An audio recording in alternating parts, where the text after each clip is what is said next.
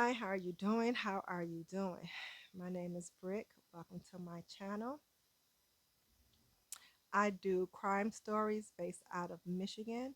If you're not familiar with my channel, I like series like Snap 48 Hours, Dateline, just to name a few. I have been born and raised in Detroit, Michigan, and so I would like to just share with you some of the devastating events that has happened here in Michigan. I know we have crime stories everywhere, and I know that you can probably tell me some things that happen in your hometown. So here we have 29 male prisons versus only one female prison, which is kind of interesting. So if you see a woman on my channel, anything that happens with the women, if they're in prison, they're under one prison. The men have 29 different prisons that they can disperse them through, but it's still only one female state prison here, okay? So if you have not done so on previous videos, can you please let me know what state you're from and how many male prisons you have versus female prisons? I would gladly like to know that. So I'm also unwinding with crime today. As you can see, I have my glass of wine. So let's get into the chain of events that we have today, okay, that we're going to talk about because it's a really heavy, sad topic, okay? About two beautiful young women named Abreeya Brown, who was 18 years old, and her best friend, Ashley Conaway. Okay, they both resided in Hamtramck, which is about 3 miles outside of Detroit, maybe. But anyhow, these young ladies were out to dinner, and they were about to come home. They stayed with Abreea's stepfather, Charles, okay, and he was expecting them to be home pretty shortly.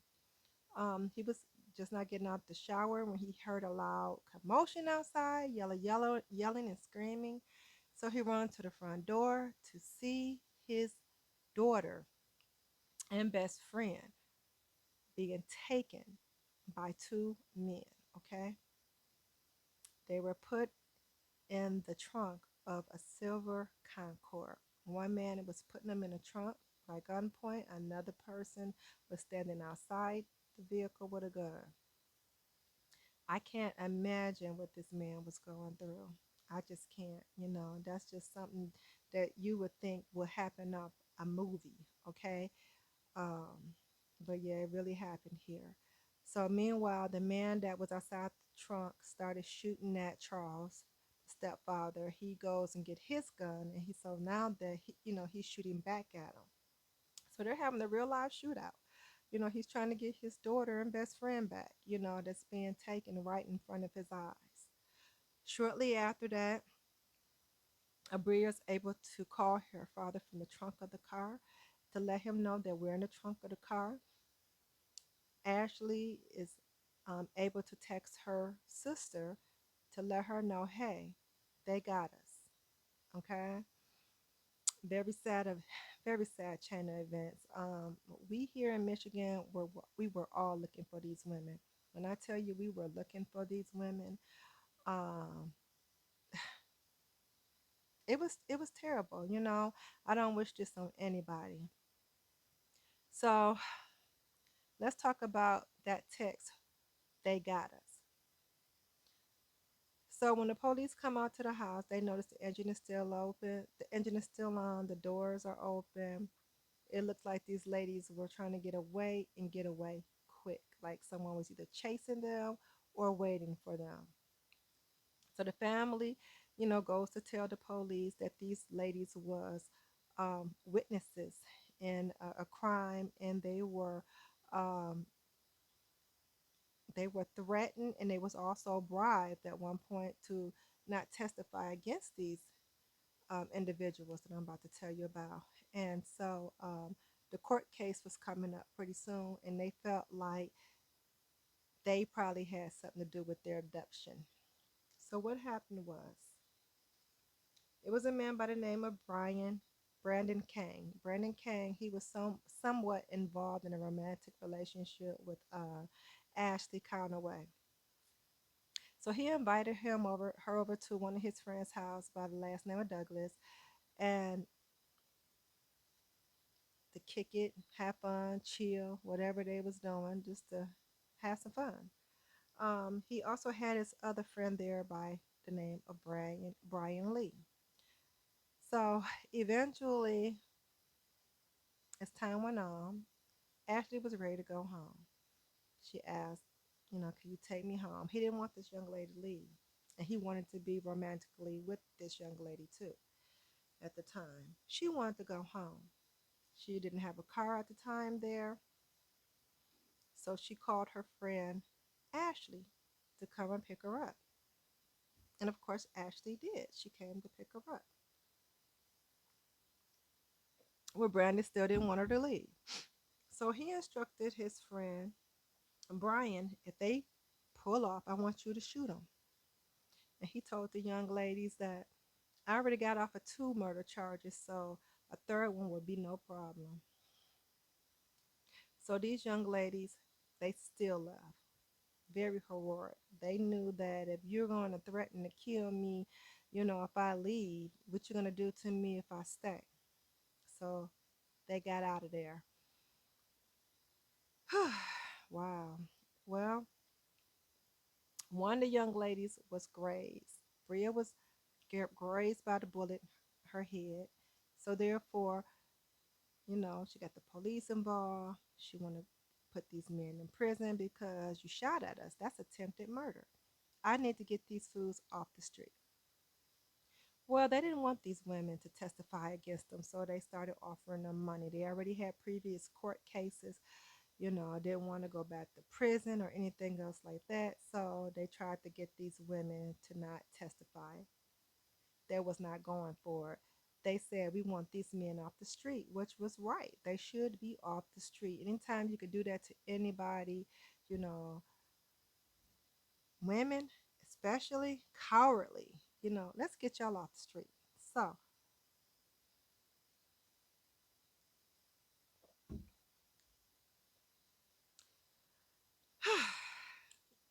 hey.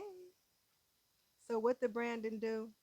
Brandon reached out and he hired a known hitman by the name of Reginald Brown. Reginald Brown, he ended up getting his cousin involved, Jeremy Brown. Now they're no relation to Abreeya Brown, no relation. So he ended up asking him to handle this problem for him. The problem was these women. He wanted them not to be able to speak anymore, okay? Because he knew that he would probably be going back to prison if they was able to make it to court. So these women were abducted by these two men, okay? These are the men who abducted them. Um, so we had all of Michigan looking for these two women. Like I said, we're looking for 'em, can't believe that this happened. You know what I'm saying? Like, are y'all really telling us this really happened for real? So in the meantime,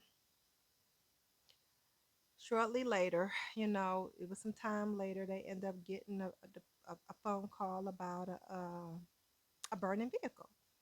A burning vehicle was then recovered. It was also some gunshots that was heard. Okay, and the police came to respond from the gunshots, then they noticed the vehicle. What they found in the vehicle once it cooled down was identification, a shovel, and some other things that they thought possibly could be linked to these women that were missing. So after further investigation, they also noticed that they seen someone at Kmart on video buying two shovels. So they get in contact with the person that's on the video camera at Kmart that's buying these shovels. His name is Miguel Rodriguez, okay, and he is 24 years old. So he's brought in and they're questioning him about these shovels. Why do you have them? What was that used for? This, and that. Ultimately, I'm glad he gave a full confession, okay? A full confession.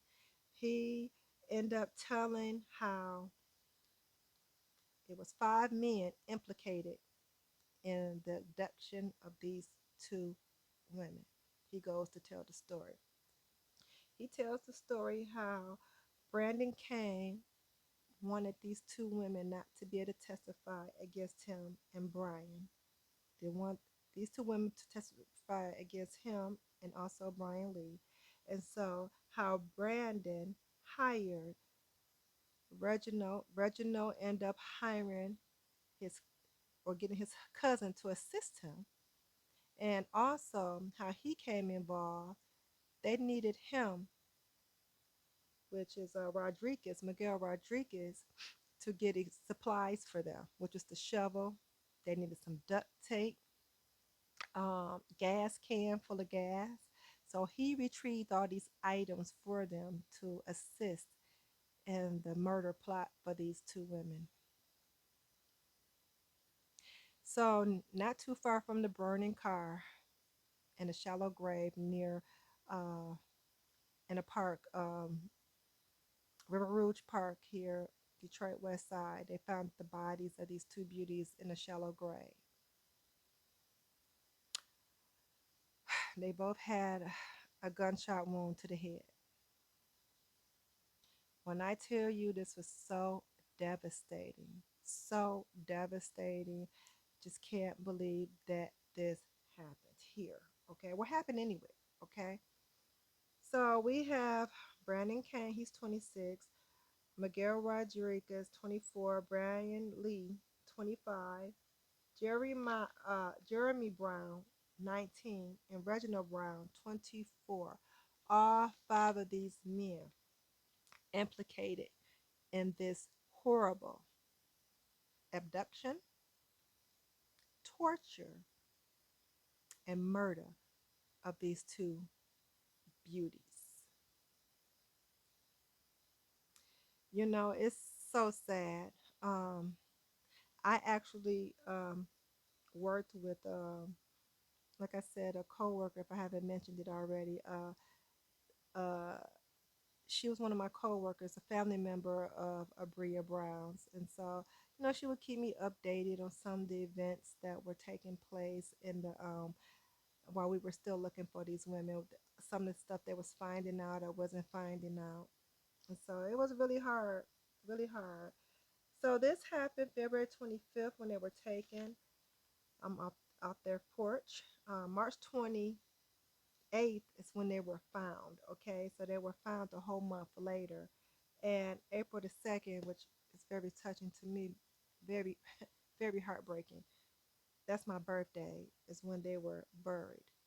They were buried April the 2nd, and I cannot forget this case. Ashley Brown's sister, she gave a really, really, really sad impact statement, family impact statement. Her name is uh, Latrina.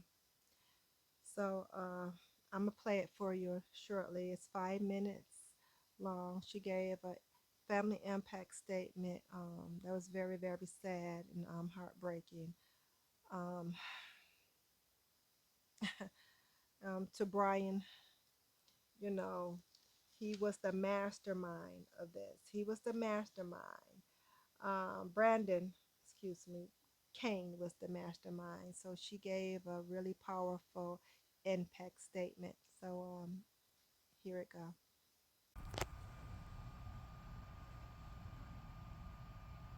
Moving forward, you, sir, are a prime example of nurture versus nature. Nurturally, you somewhere through your 20-block radius, through your Brightmoor navigation, got real twisted. I can hear intelligence all through you. I can feel the understanding of God from you. But in terms of master, what you created, what you founded, what you established, sir, you could have went a whole nother route. We could be standing here applauding Mr. Brandon Kane, but today we stand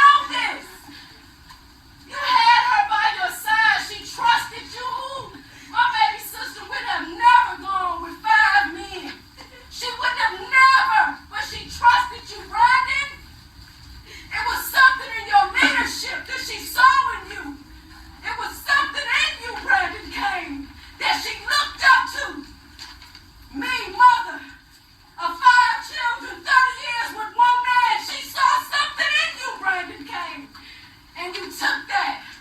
You took that and you took it and then you killed her. How could you do that, Brandon Kane? And then you thought, through your manipulation of being able to have the power and authority to call upon such someone as a lawyer that you have, that you thought that you would be able to utilize the judicial system as you did so many times before. But the merciful said your reign as a merciless master is over. Your reign as a one who shall kill and destroy is over, Brandon Kane. I waited for this day. I waited for this day so I may be able to speak from my family and speak to you to say it is over for you and you shall retire and make your permanent residence at Michigan Department of Corrections. And they shall welcome you, sir. They shall line up and dress real nice and real pretty for you, Mr. Kane. So to your family, to your sister, to your family, who I know that they did not create you and formulate you and give you all the good things that they breathed into you for you to become a monster. They didn't give that to you, so I hold no contempt for them. I hold no contempt. And even after I speak, Brandon Kane, I have forgiveness for you. So therefore I stand not in between the merciful Father and you, that he may be able to count you and to be able to read you line by line, order by order, and precept by precept, because there is no sin that you committed that is hidden from him. He shall see it all. And I thank you, Your Honorable Vonda Evans, for allowing me to be able to speak. I thank the team that led so diligently in bringing and apprehending this heinous man to the courtroom. Thank you.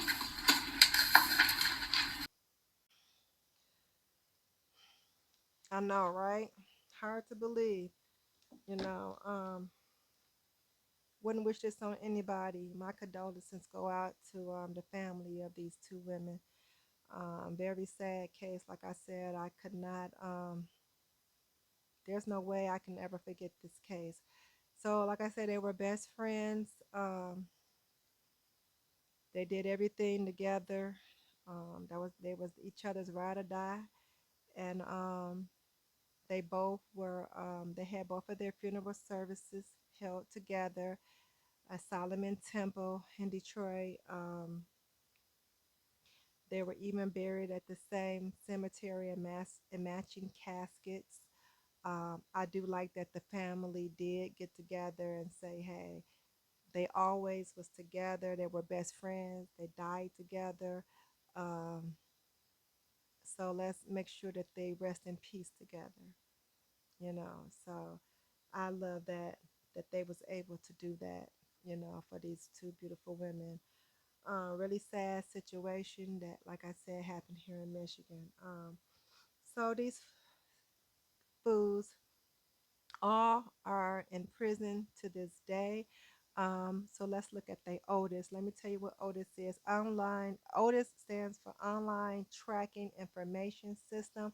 It basically gives you a little history of what a person has done to get in prison, their crime, how many years they're sentenced to, just a little bit of history about that, what's going on with them, a current picture of them. So we're going to start with Brian Kane. Like I said, we have 29 prisons here, so these men are all in separate prisons also, okay? He's in Iona, and he has life, okay? He was the mastermind. He has 2 counts of imprisonment, unlawful imprisonment, 2 counts of torture, 2 counts of homicide, murder first degree, 2 counts of assault with intent to commit murder, um, and 2 counts of fleeing from, well, an account from fleeing from police. Okay, so that's what he's in prison for, and good thing he has life. We do not need no one like that on the streets here. And then we have Miguel Rodriguez. Okay, he's 24 years old.